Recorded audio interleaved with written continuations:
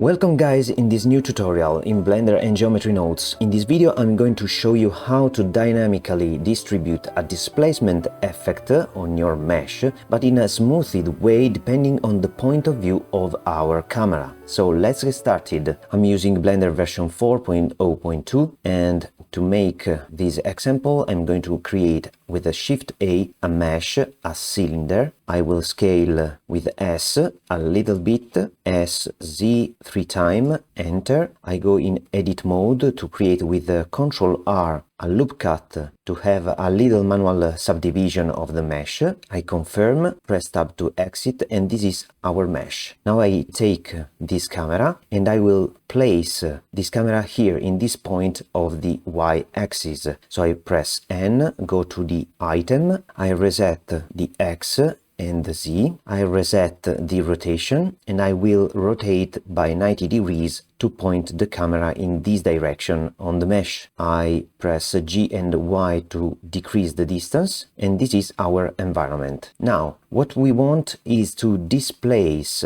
this mesh, having a scale of 0 here and increasing the displacement along the mesh. So to do this we need a little bit math operations. So I go with the 7 to the top orthographic view, press Shift Z, and I will decrease the distance between the camera and this shape. Now what we want is to have no displacement in this point and more displacement away from the camera in this way and in this way. So to have this information you could think, oh yes, we can use the Fresnel node. So the Fresnel node can give us a range of values from 0 to 1 according to the normal direction of each point on our face through the point of the camera. So in this point we have the value of 0 because the normal is pointing directly with the point of view of the camera, and this is in the same line. But if we take the horizon point,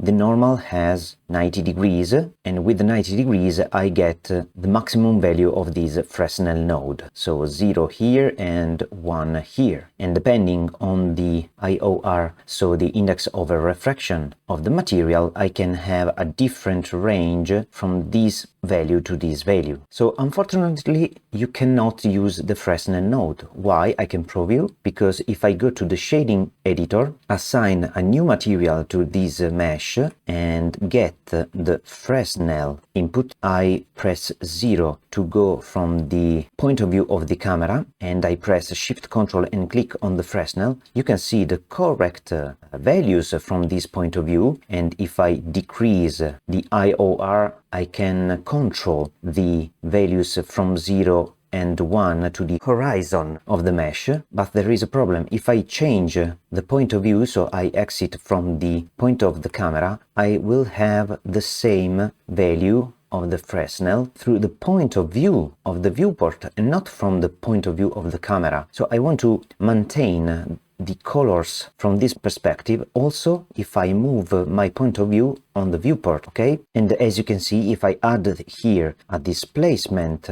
vector, link this Fresnel in the scale and add a noise texture to see the effect of this Fresnel and link this to displacement, we have also this problem because the value got from this Fresnel node is changed by the applying operation of the displacement on this material output. So as you can see, we have not a correct value of a Fresnel because we have the displacement here, but I don't want to have the displacement in all these mesh. I only want the displacement as we drew here in this example. So to limit this problem I could add a geometry info node, and as you can see the system will automatically apply the normal in the normal of the Fresnel to get the result you see here in this moment. But we don't need to use the final normal changed by the displacement, but we need the true normal, so the normal of the points of the mesh before applying the displacement. So if I link this to the normal, as you can see, with this factor linked to the surface, I have the correct preview Fresnel node, but I still have the same problem related to the point of view of my camera. So how can I solve this problem? We can go in the geometry nodes and create our attribute to assign this Fresnel effect and then use it inside this shading workflow. So I can select this mesh, go to plus, general, geometry nodes, press 7 to see from the top of the view. I change this panel to see the shader editor, press N. Now I can create a new geometry node modifier, and what we need is to save for each of our vertices in the domain of the face corner to have a better interpolation of the color inside this mesh. We need some calculations. I need to calculate the direction vector from the point of view of the camera and each of the point of my mesh. I can get the normal of each point, and we can make a dot product between these directions and the normal of each point. So I rotated by 90 degrees to see better the vectors, and as you can see, here we have 180 degrees, here we have 90 degrees, here we have 0 degrees, and this we have an alpha that I don't know. So knowing the behavior of the dot product, that is this, you have a circle, and imagine you have a vector in this direction and you have another vector with an alpha in between. If you want to know the result of the dot product, you need to multiply the first vector by the module of the second vector multiplied by the cosine of the alpha, so the angle in between. So the cosine of the alpha can go from -1 value to 1 because it is related to a circle with a radius of 1 unit, and if I want to calculate, for example, the cosine of the alpha of this vector here, I need to take the vector on this axis, I need to rotate this by the alpha angle, and then project this on the axis to get this little segment. This is the cosine of the alpha, so the projection of the rotated vector from this axis to the axis itself. Now, in our case, we have these cases, so we can calculate the result of the dot product between all these vectors, because the first vector can be this direction, so the direction of each vector from the point of the camera, and to get these vectors, these white vectors, imagine the global origin is here, we can take the vector position of the vertex, the position of the camera, and we can subtract the second on the first to get the difference vector, so this vector here. We can normalize this vector to have only the length of 1, okay, and in this way I can have this value of the length equal to 1, but the correct direction of the vector, as it would be the x-axis, okay, of this coordinate system. At the same time, we can get the vector 2, so the normal of each point in the space.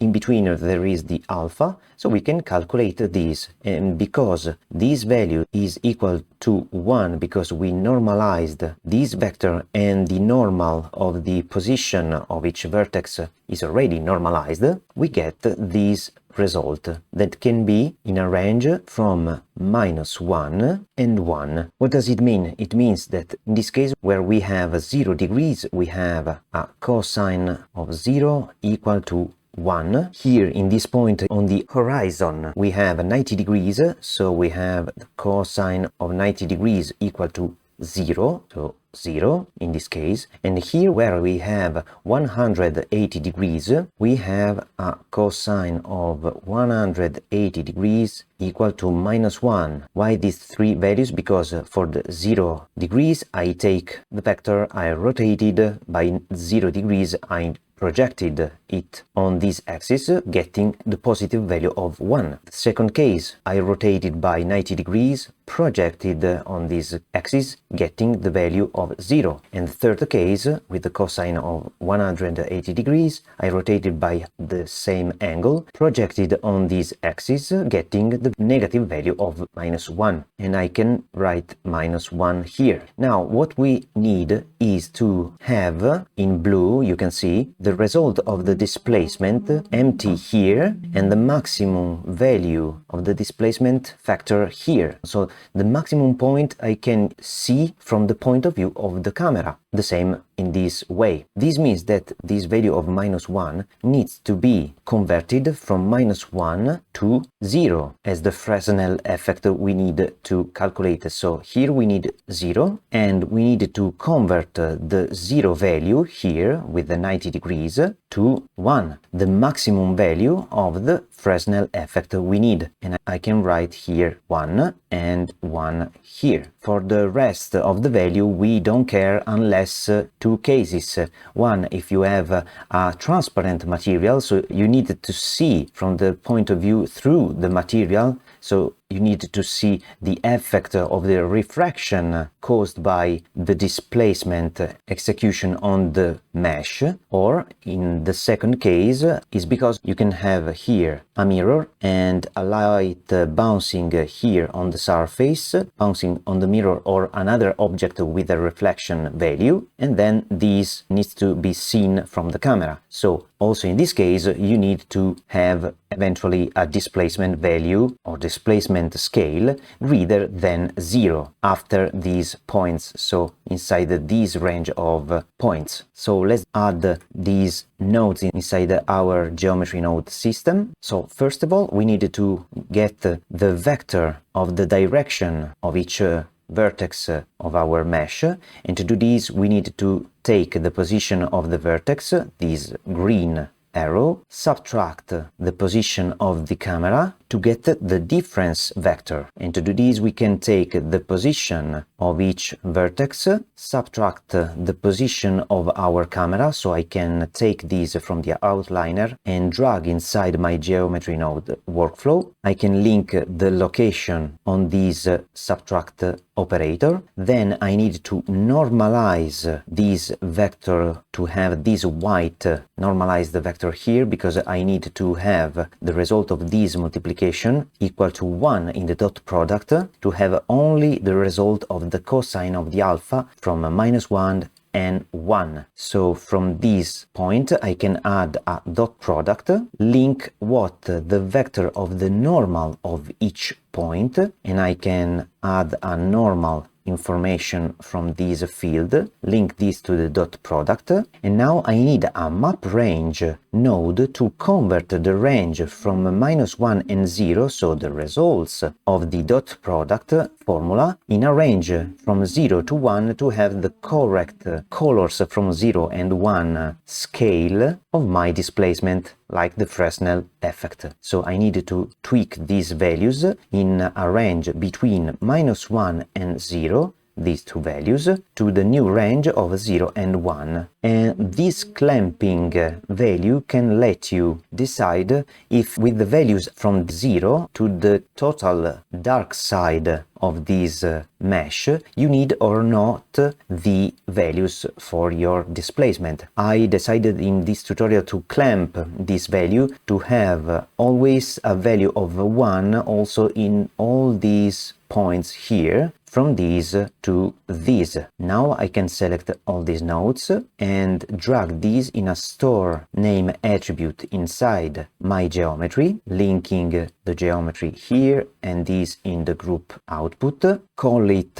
for example, Fresnel geometry node, and change this socket from this domain from point to face corner to get a better interpolation colors between inside the faces of your mesh to have a better result in the displacement final effect. Now that we have this attribute, we can go here in the shading editor, enable the preview material here, and as you can see we still have the result of the Fresnel, and this is a correct number. If I decrease a little bit the OR, and if I go through the camera, the effect is correct, but I need to add here an attribute node, take the Fresnel from the geometry node, and look what happens if I link this vector through the surface of my material output. Okay, as you can see, a correct range, and if you don't like it and you want a similar effect of the Fresnel, I don't remember the exact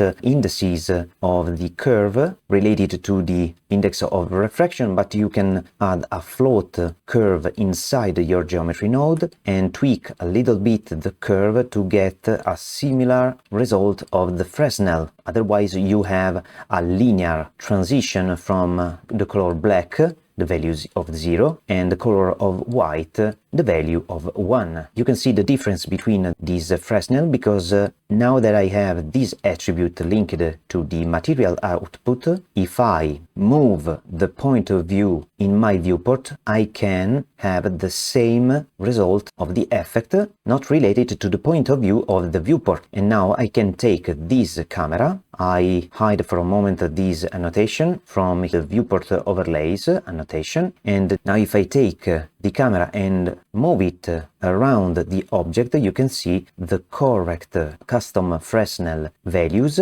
depending on the position of the camera. I can select now the mesh, drop these two values, give a color, a skin color inside this principal BSDF, increase the roughness, and in the subsurface set 1 for example, and the random walk skin for the color. Ctrl Shift and click to link the material effect. Now we can link the factor of the attribute inside the scale of our displacement, and as you can see, the correct smoothness of the effect of the displacement on our mesh. And you can see better this result if I go in the material properties, go down on the settings properties, and here I set the displacement not bump only but displacement only, for example. Go to the modifiers, I add a subdivision surface to have an adaptive subdivision on the mesh to see better the result in the final render. I go to the layout, I can also hide in this case the annotation, and now before clicking on this button to see the result render in real time in cycles. Remember, this works only in cycles until the new Eevee Next render engine that will come up soon, I hope. We can go in the global world properties, setting the color to white, for example, set a value of 0.5 for the strength of the light all around this object. Go in the render properties under the film and set the transparent to don't see the white color of the background while the preview. And now if I click this, you can see the test of our displacement. Now the value is too much, so I can go in the geometry nodes, and here between the attribute and the scale of the displacement I can add a multiply value to decrease the values of the scale proportionally with a 0.02 for example. Okay, as you can see we have this value. I can make a better material. I decided to use a simple checker texture in the base color of this principle, disabling the weight of the subsurface to have a better performance. And now if I go to the layout, you can see the correct displacement around the object and 0 in this point. So if you don't have enough displacement effect here, you can go in the geometry nodes under the stack modifier, go to the geometry and for example mute this float, and you can see the correct displacement effect from 0 near this point and going up to 1 near the point of view from the camera. So if I press 0, if I lock the camera to the view and I move my point of view of the camera, I get the correct displacement effect near the horizon, but inside here I don't have this effect. To have this effect I need to move the camera in a different orientation to have the displacement also in this part, because here we have a different result of the cosine of the alpha. So for now I reset the position of the camera to show you what happens in this layout if I take the camera and move it around this object. As you can see, the effect of the displacement.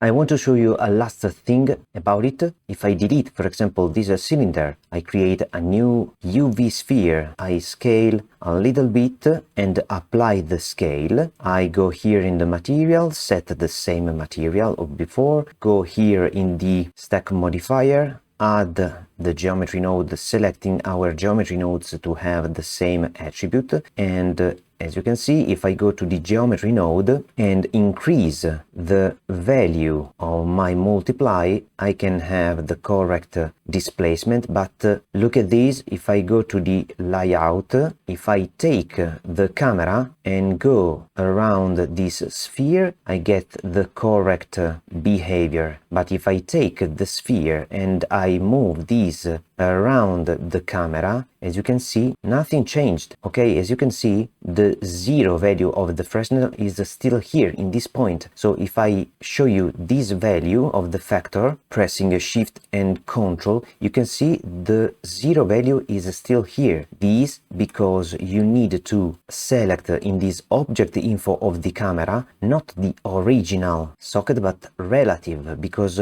you need to get the variation of these values depending on the real position of the camera in the space. And now if I take this sphere and move it around the object with the correct updating of the value of the custom Fresnel. So keep in mind, sometimes Blender doesn't update this value unless you go in the edit mode and exit from the edit mode. I don't know why, but don't be scared if you don't see the updating in the viewport. The result of the displacement will be right in the final render from the camera. So now I can reset the principal BSDF from Shift and Control, and I can move the sphere around the camera, and all is correct. As you can see, this is a very little group node. You can select all these nodes, Ctrl J F2, custom Fresnel, and if you want to transform this group node in a node to use in your project, you can go here in the stack modifier, change the name in Fresnel, for example, click this button to move this modifier to a node, and in this way the system will create a group node for you. Thank you guys for watching this video. I hope you like it. You can always download this project from my Gumroad page or create it from scratch. If you like my work, please subscribe to my channel. Don't forget to check the bell icon to get the notification of new videos, and see you to the next tutorial. Bye!